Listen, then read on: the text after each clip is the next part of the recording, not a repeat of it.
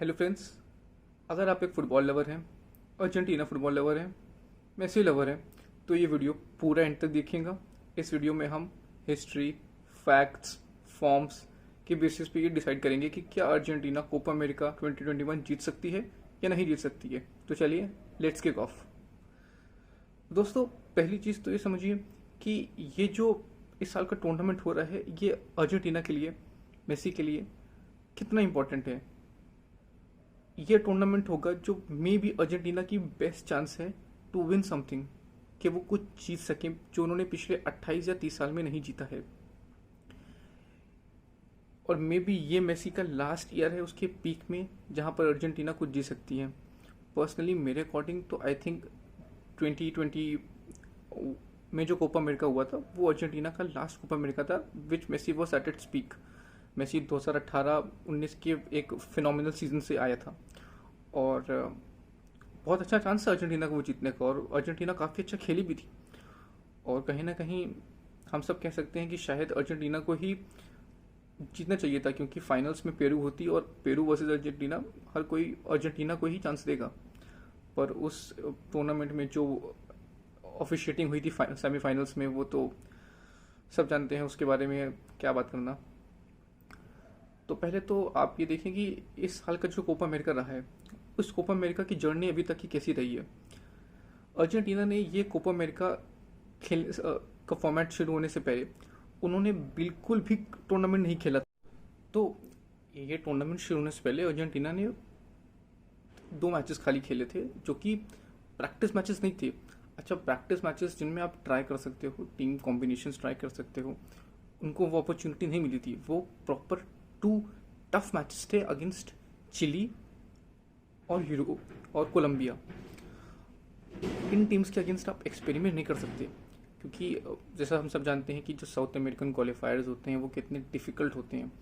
पिछली बार Argentina final match day 18 में qualify करी थी 2018 वर्ल्ड कप के लिए, और वो इतनी डाइसी सिचुएशन थी कि कुछ भी हो सकता था। अर्जेंटीना क्वालिफाई कर भी सकती थी और डिस्क्वालीफाई भी हो सकती थी। तो कॉन्मेबॉल रीजन में ये अच्छा नहीं होता है कि आप लास्ट के लिए छोड़ो, जितना जल्दी हो सके क्वालिफिकेशन सिक्योर करो और आगे बढ़ो।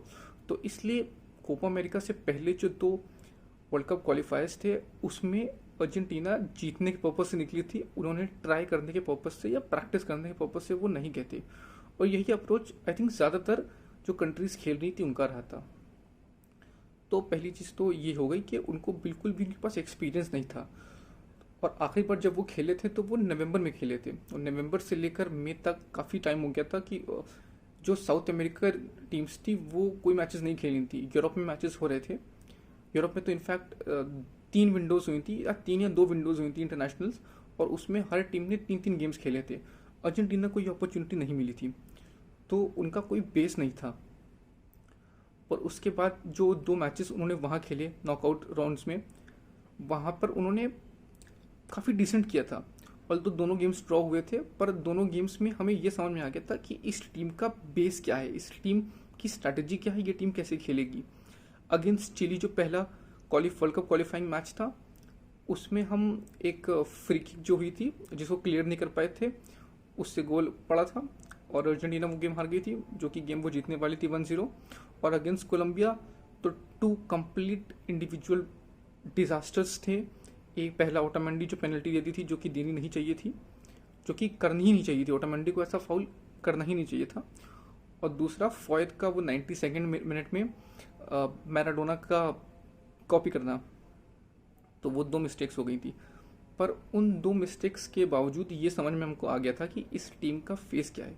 दोनों गेम्स में इस टीम ने चांस नहीं बनाए थे, या चांस बनाए भी थे तो बहुत कम चांस बनाए थे, कोई क्लियर कट चांस नहीं बन रहा था।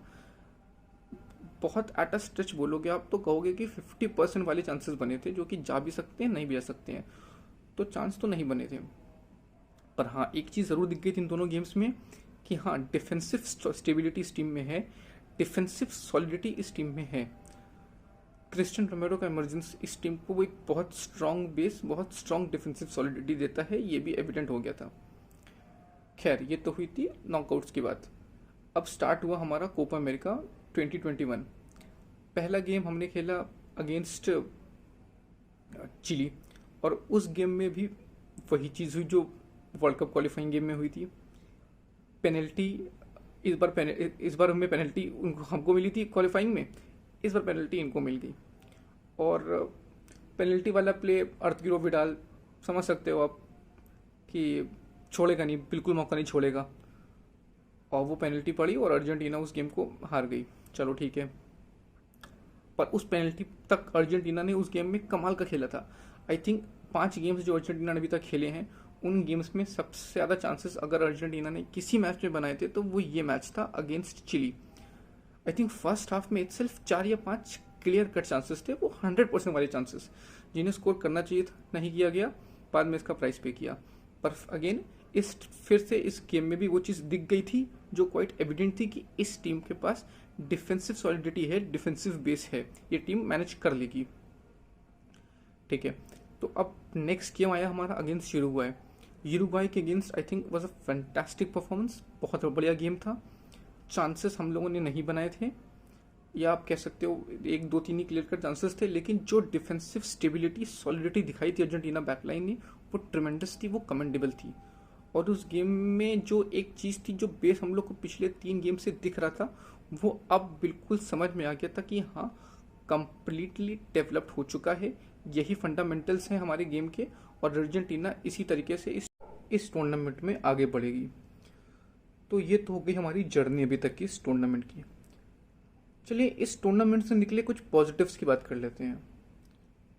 3 आई थिंक इस टूर्नामेंट से जो निकले हैं वो सबसे बड़े पॉजिटिव हैं। पहला पॉजिटिव है डिफेंसिव सॉलिडिटी, जो कि बहुत इंपॉर्टेंट है टूर्नामेंट्स जीतने के लिए। जैसे कि एक बहुत फेमस सेइंग है, attack win you games, defence win you tournaments. तो डिफेंसिव सॉलिडिटी हमें दिखी है, और ये मैं इतना इम्पोर्टेंट इसको इसलिए कह रहा हूँ क्योंकि France versus Argentina round of 16 match जब हुआ था इन द वर्ल्ड कप 2018, तो उस गेम में फ्रांस ने हमें इनसाइड आउट बीट कर दिया था। तो उन्होंने हमको इतनी आसानी से हरा दिया था, जैसे कि लग रहा था कि वो किसी वक्त में भी चाहे गोल मार देंगे। वो एक टोटल डिफेंसिव कोलैप्स था हमारी टीम का। तो 2018 से लेकर अभी तक अगर इस टीम ने इतने डिफेंसिव इंप्रूवमेंट्स कर लिए हैं तो ये बहुत बड़ी बात है। और डिफेंस आई बिलीव बहुत इंपॉर्टेंट रहने वाला है इस टूर्नामेंट में आगे जाते हुए। दूसरा बहुत इंपॉर्टेंट चीज़ है वो है एमर्जेंस ऑफ क्रिस्टियन रोमेरो और एमिलियानो मार्टिनेज।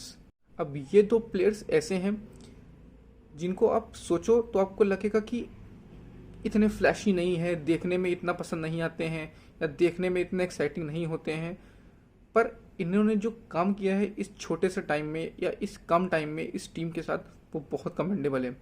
मार्टिनेस ने सिर्फ 4 या 3 गेम्स खेले हैं इस टीम के लिए, और उसने वो एक गोल में एक अश्योरेंस दिखाया है जो फ्रैंको अरमानी में नहीं मिल रहा था। Franco Armani was decent, was good, लेकिन हमेशा लगता था कि यार कोई भी शॉट आएगा और गोल हो जाएगा। पर मार्टिनेस को अगर आप देखो इस गेम में अभी तक की, या इस टूर्नामेंट में देखो, तो उसने कोई बहुत फ्लैशी सेव्स नहीं करी हैं, पर एक अश्योरेंस दिखाए, पेनल्टी बॉक्स में एक एरिया को कमांड करना, डिफेंस को ऑर्गेनाइज करना, वो हमको एमिलियानो मार्टिनेस में दिखाए। और दूसरा क्रिस्टियन रोमेरो तो इस सीज़न में ही बहुत अच्छा परफॉर्म किया। सीरिया ए का बेस्ट डिफेंडर था, तो वो आप ऐसे नहीं बन जाते। और जब भी लोग बात करते हैं रोमेरो की, लोग कहते हैं हाँ सीरिया ए का बेस्ट डिफेंडर था। वो सीरिया ए का बेस्ट डिफेंडर था अटलांटा जैसी अटैकिंग टीम में होने के बावजूद। तो ये एक बहुत बड़ी चीज़ है। और जिस तरीके से उसने परफॉर्म किया है, 23 ईयर्स ओल्ड, तीसरा मैच, और ऐसा लगता है जैसे डिफेंस को लीड कर रहा है। अगेंस्ट यूरुग्वाई तो लग रहा था कि वो सीनियर पार्टनर है, ऑटोमेंडी जूनियर पार्टनर है। तो इतना अथॉरिटेटिव परफॉर्मेंस हुआ है इस टीम का अभी तक की, या इन 2 प्लेयर्स का अभी तक की इस टूर्नामेंट में। और तीसरा जो मैं मानूंगा बहुत मेजर पॉजिटिव है, वो ये है कि इस टीम में जो प्लेयर्स हैं वो लग रहा है कि वो फाइट करने को तैयार हैं, वो लड़ने को तैयार हैं। मे बी वो ब्राज़ील जितने या अर्जेंटीना या यूरुग्वाई जितने टैलेंटेड नहीं है, लेकिन वो लड़ने के लिए तैयार हैं। इस टीम में जो 3 या 4 साल पहले सबसे ख़राब चीज़ थी वो ये थी, पास इट टू मेसी। तो हर पोजीशन में अगर आप मेसी को पास करोगे तो वो हर पोजीशन में इफेक्टिव नहीं हो पाएगा। वो इतना मैजिकल है कि वो 10 में से 6 बार आपके लिए कुछ ना कुछ कर देगा। पर 4 बार नहीं कर पाएगा। तो इस टीम ने वो चीज़ दिखाई है कि ये एक 5 से 2 मेसी टीम अब नहीं रही। तो ये एक बहुत मेजर इम्प्रूवमेंट है।